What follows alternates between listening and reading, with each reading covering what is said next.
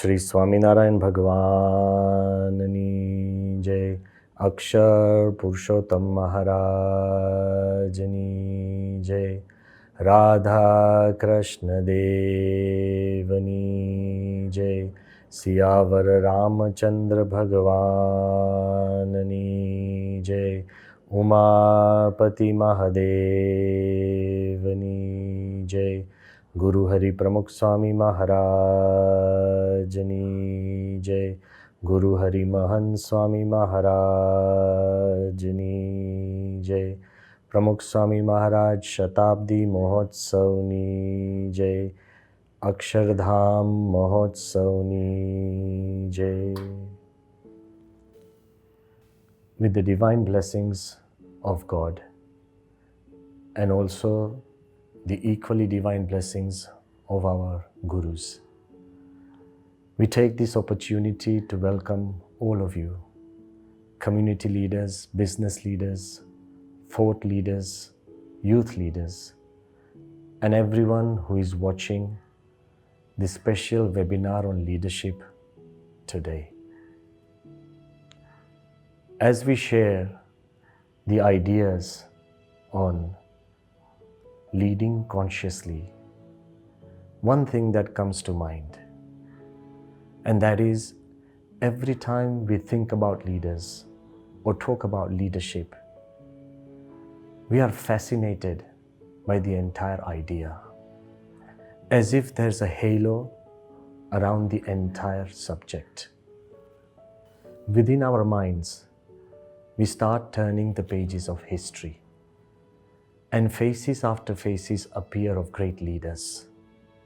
Leaders who have made a difference to the world. Leaders who have left their footprints across the sands of time. Leaders like Alexander the Great, who was both fearless and fearsome. Emperor Ashoka, known for both war and peace. Julius Caesar, who created one of the most advanced empires of the world. Churchill, who was valued for his courage and will. Abraham Lincoln, whose integrity and honesty are still larger than life. Mahatma Gandhi, who exemplified truth and non-violence. Nelson Mandela, who is almost worshipped for his ability to rise beyond persecution and prejudice. Many such leaders appear before our eyes. But have you ever thought, what makes them so special? At the end of the day, the most important common factor amongst all of them were they were all humans. And so are we. Have you ever thought that as leaders, they did not have one extra hour in their day, 24 hours for them and 24 hours for us? We do not have 1 second less in our day. Perhaps the great leaders of history, they did the same things that we do every day. They worked hard, they dreamt big, and so do we. They made decisions. We make decisions every day. They had courage, so do we. They also tried hard and worked hard to make their dreams come true. Every day, every individual on this earth makes an effort to fulfill his or her desires. So what makes them so special? I would like to share with you that leadership is not about making a change to the world. Leadership is about making a change to your own environment. Wherever you may be, whether you are a housewife in your home or a worker in an office, whether you are just hanging around with your friends or whether you are making important decisions in a boardroom. Every time we make a decision, we are a leader in one way or another. Every time we take a step in the right direction, we are a leader in one way or another. every time we differentiate between the right and the wrong and take the higher moral ground, we are a leader. In actual fact, each one of us is influencing our small circle of influence. Maybe not history, and maybe our names would never be carved or imprinted upon the pages of history. But yes, each one of us is influencing the circle of influence that we have. Maybe it's 5 people, maybe it's just our family of 10, maybe it's our close relatives, or maybe it's our friends who are just 50 or 60. Maybe it could be just 100 people, but each one of us is a leader in the circle of our influence. That's what His Holiness Pramukh Swami Maharaj often said, that wherever you are and whatever you are doing, remember, you have the power to influence everybody around you. As an influential management thinker, John Maxwell has said, leadership is no longer about titles and positions or even flowcharts. Leadership is about one life influencing another. And how we influence other people or even our own selves depends on the choices we make. Perhaps the tasks before us are the same and equal, but the way we choose to undertake those tasks and make those decisions really differentiates a leader. There's an ancient Chinese story that will perhaps throw more light on what I'm trying to explain. Once there was a wise emperor, and he summoned all of his 3 sons and announced and said that now a time has come for me to hand over the empire to the most befitting son. But as all of you are of my flesh, and I love each one of you equally, and I believe that you have the capabilities and the abilities to be the emperor, I'm finding it excruciating difficult to decide who that person should be. So what I'm deciding to do is recluse myself into the forests. And after 10 years, I will come back after deep contemplation on who should be in charge of the empire. But in the meantime, he gave each son a golden handcrafted beautiful box. And he told them that please safeguard this and keep this until I return. And when I come back, return that to me. The old emperor goes to the forest. After 10 years, he returns back to the empire. Obviously, he goes to the first son. And the first son is so proud and so happy. And he says, Dad, I know you would come to me the first. He said, I opened the box and I saw there was a fistful of seeds inside that box. As you had told me that you wanted them returned as they were.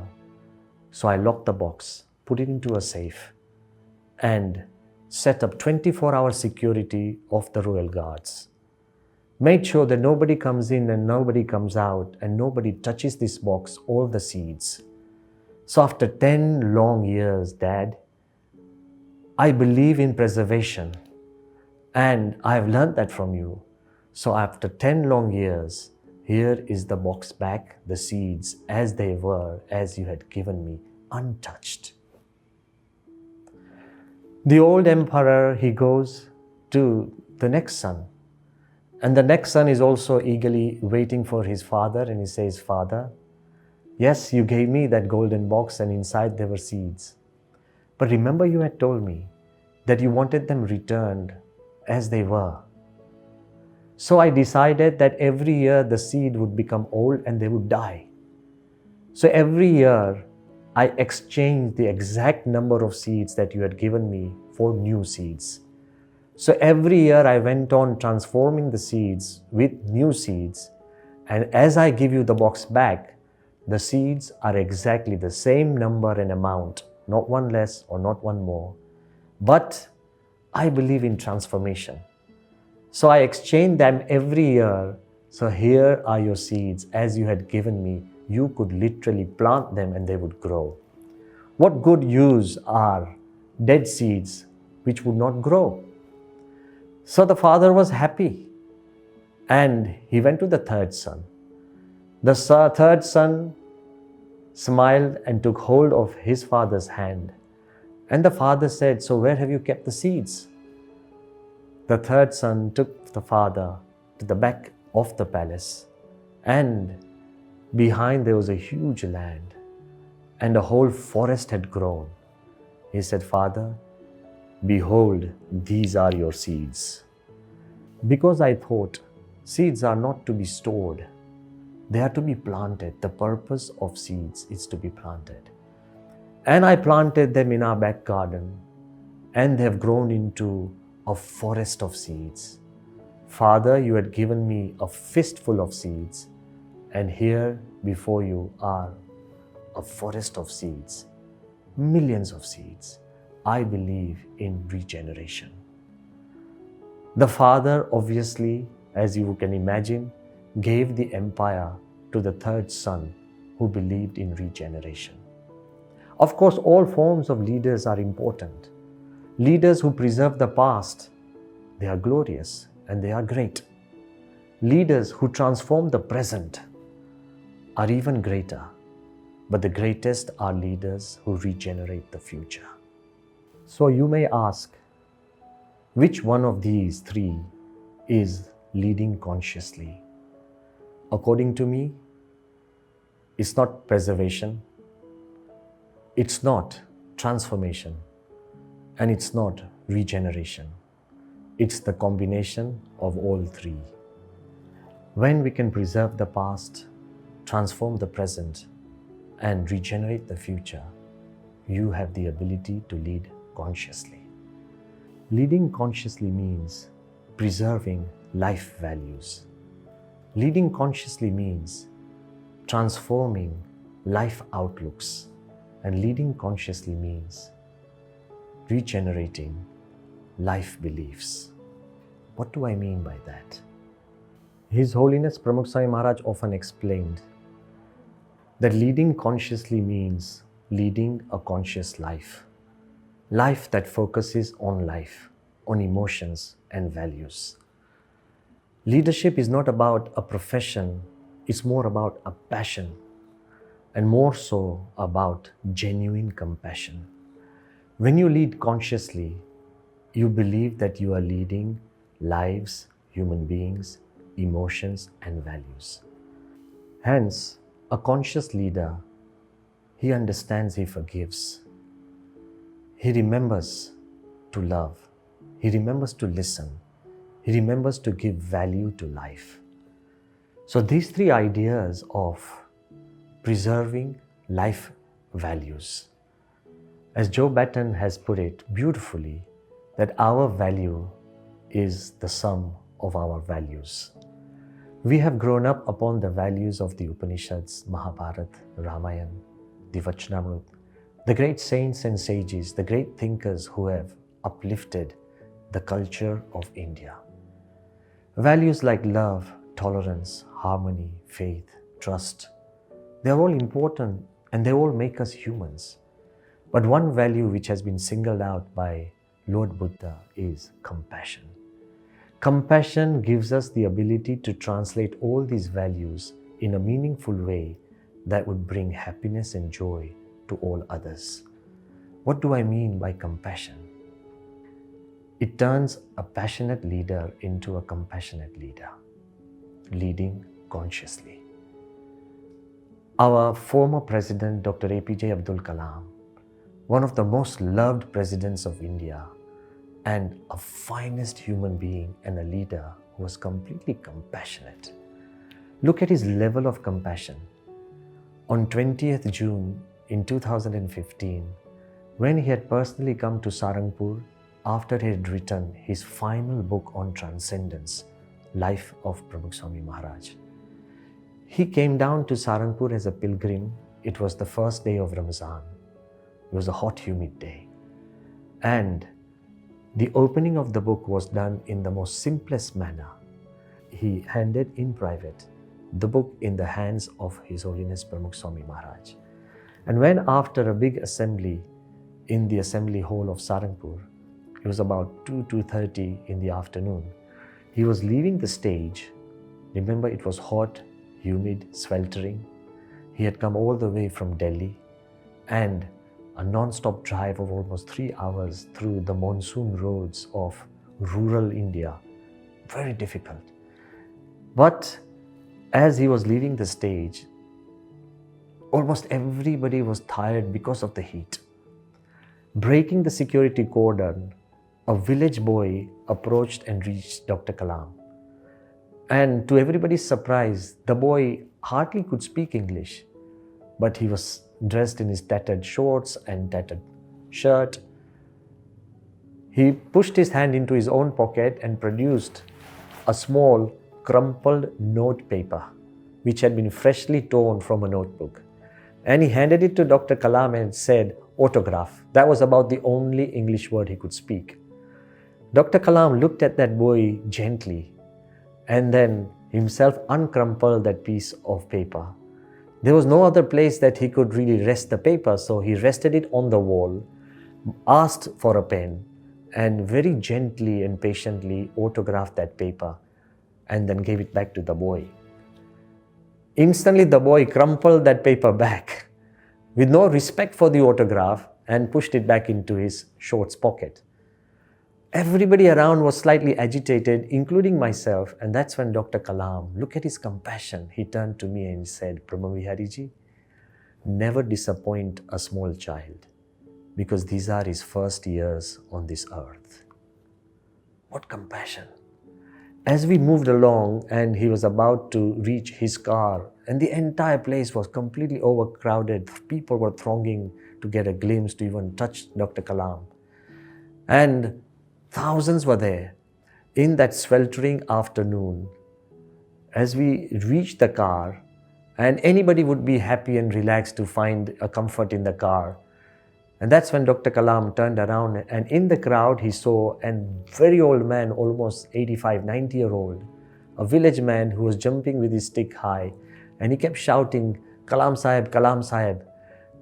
Dr. Kalam turned to me and said, "What is he saying?" Because he was speaking in Gujarati. And I asked him, "Ke dada શું કામ છે?" So he said, "કે મારા દીકરાનો દીકરો એને કલામ સાહેબ સાથે ફોટો પડાવવો છે." So I said, "He's saying that my grandson, he wants to take a picture with Dr. Kalam." Straight away, Dr. Kalam, emerged out of the car. He hadn't sat, he was about to enter. He stepped back and he said, "So where is his son? Bring him, bring him." It took almost 5 to 6 minutes to find a little child in this huge crowd. He waited patiently. As that little boy came, he called the old man as well, and they took a beautiful smiling picture in the sweltering heat of India. And then Dr. Kalam, before he sat into the car, he turned to me and said, "Brahmavihariji, never disappoint an old man, because these are his last years on this earth." Imagine compassion from the entire spectrum of life. Compassion doesn't mean you have to do different things. Compassion just means you have to do things differently. You can continue to do the same things that you do every day in your home, but can you show a little more compassion? That would transform you into a different leader in the circle of influence. His Holiness Pramukh Swami Maharaj in 2001, when the BAPS Swaminarayan Sanstha had set up one of the largest relief camp after the Bhuj earthquake. And the relief camp wasn't small.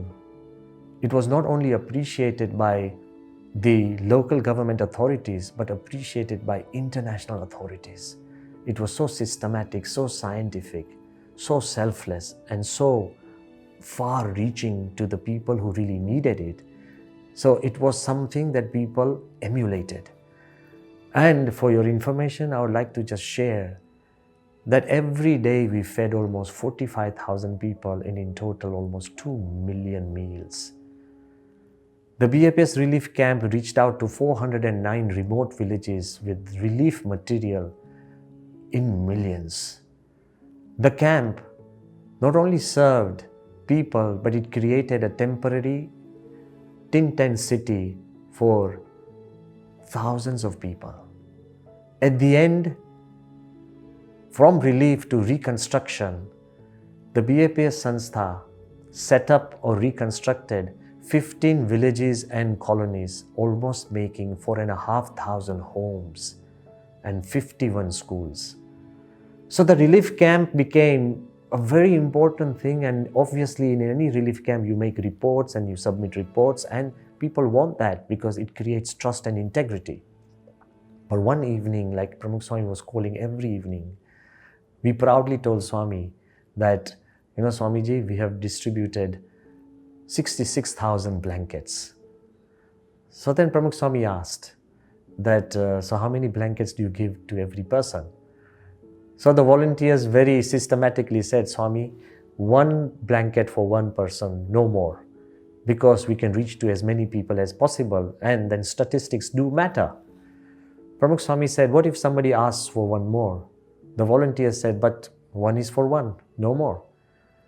Very gently Swami asked that, where do you all sleep? Everybody was sleeping in a sheltered room in a place. Everybody said that we sleep in sheltered rooms. Then Swami Shri asked, where do all the victims sleep? They sleep in tents. Pramukh Swami said, why don't you for a night go out and sleep in the tents? So all the sadhus and volunteers, we went and slept in the tents. It was so freezing because the temperatures were sometimes 2 degrees, 1 degree, -1, that one blanket wasn't enough. From that day onwards, if anybody asked for 2 or 3, we gave.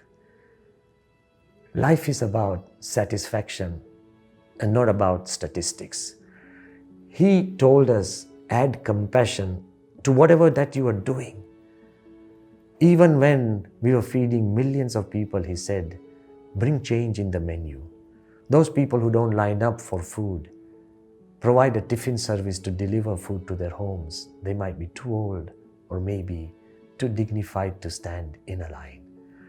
To provide service with compassion brings all the change.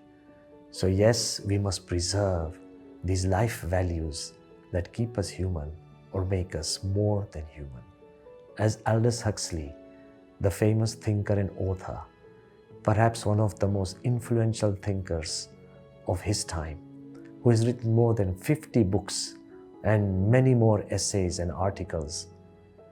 Aldous Huxley, he wrote at the end of his life that it is getting increasingly embarrassing for me, after 45 years of research and study, to give advice to people that just be a little kinder to each other. There is no rocket science in how to make humanity grow. Just be more compassionate. The second thing that we must learn from that story is transformation of outlooks. Yes, we are all born with eyes, but we can make choices on what we see. We are all born with a set of a mindset, but yes, we can still transform our mindset and our outlooks. We have the power to change our outlook. Transforming outlooks is a very important part of leading consciously. Once we were in Johannesburg, and on the same stage, sitting next to me was Isu Chiba. He was a very senior leader of ANC, African National Congress.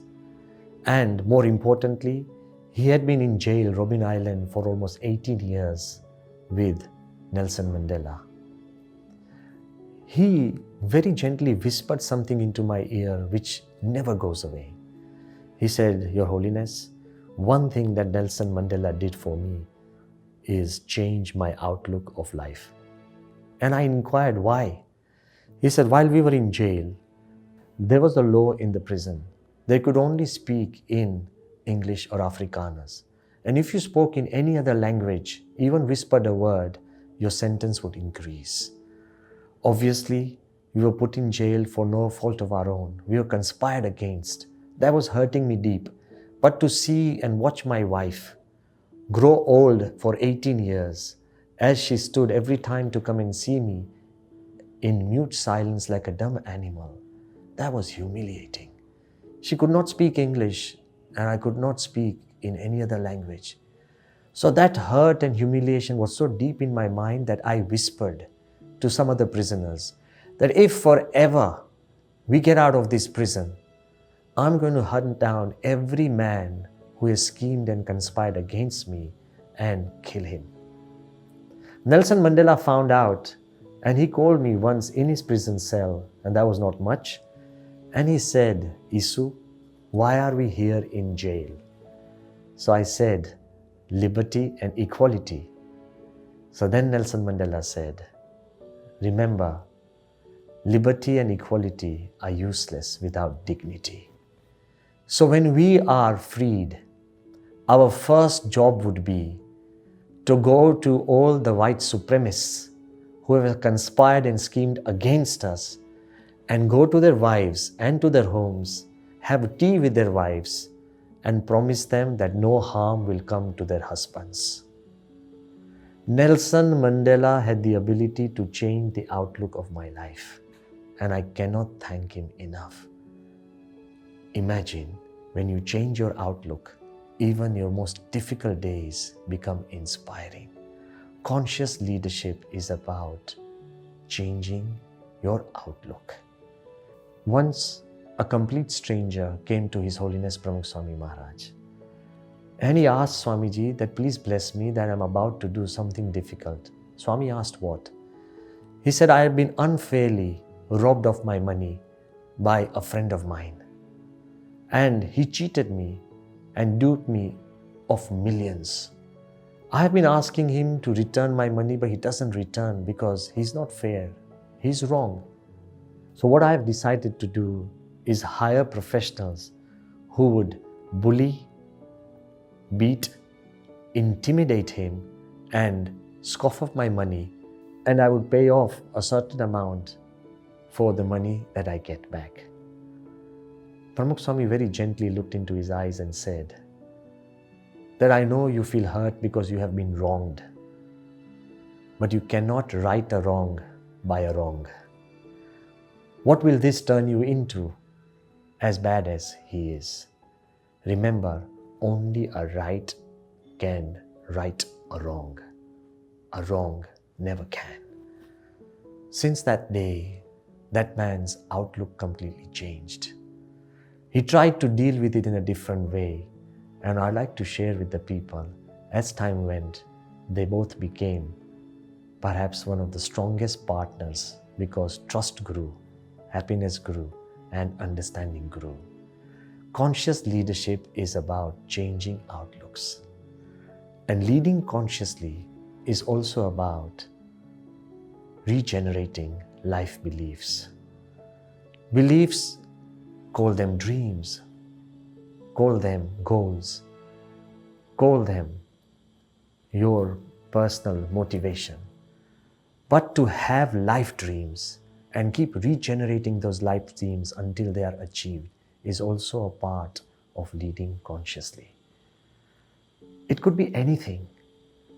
But recently, as we are working in the United Arab Emirates, one of the dreams of its founding father, His Highness Sheikh Zayed, was to see a country which lives in harmony, to create tolerance as a part of duty, to generate coexistence and remind people that you may be of different denominations, different cultures, different countries, but you can live together.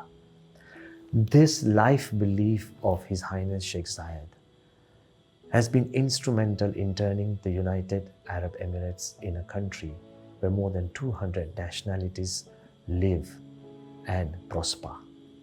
But that's not just enough. It is in that very place that in 1997, His Holiness Pramukh Swami Maharaj also shared a prayer. And that prayer has become a dream of the Indian community living in the UAE. And that prayer was that may there be a temple in Abu Dhabi. Now imagine a small prayer by a great spiritual visionary. But that prayer is actually translating itself into reality. The BAPS Hindu temple in Abu Dhabi is perhaps generating harmony, not just between two countries, two cultures, two communities, and two religions, but it is bringing the whole world together. Imagine a Muslim king donating land to a Hindu temple, where the lead architect of the entire complex is a Christian Catholic, where the chief consultant is a Chinese of perhaps no religion, but just dedication, where our project manager is a Sikh and our construction company is Shapurji Palanji Parsis. Imagine the level of harmony and the unity that has been generated just because of a life belief and a life dream. I believe that the words of His Holiness Mahant Swami Maharaj are equally important as we conclude the first session of Leading Consciously. He often says that what is the biggest problem of the world? Disharmony. What is the greatest solution? Harmony. So how can we generate harmony? By living in harmony with each other, by connecting in harmony with God and nature. Once we connect with everyone consciously, we will be able to generate a harmony that brings change to leadership. Leading consciously is not just about making into the pages of history. Leading consciously is leading a life that generates consciousness of life. It means not just living our lives, but the ability of giving our lives. Leadership is not just about greatness, it's about goodness. Each one of us is capable of being good. Leadership is not just about achievements, it's about attitude. Each one of us can change our attitude. Leadership is not just about rights, it's about responsibilities. Each one of us knows what our responsibility is. Leadership is not just about success, it's about inner satisfaction. It's not just the huge public events, it's also the small private moments that give us the deeper satisfaction of life. So leading consciously is more about leading our own lives.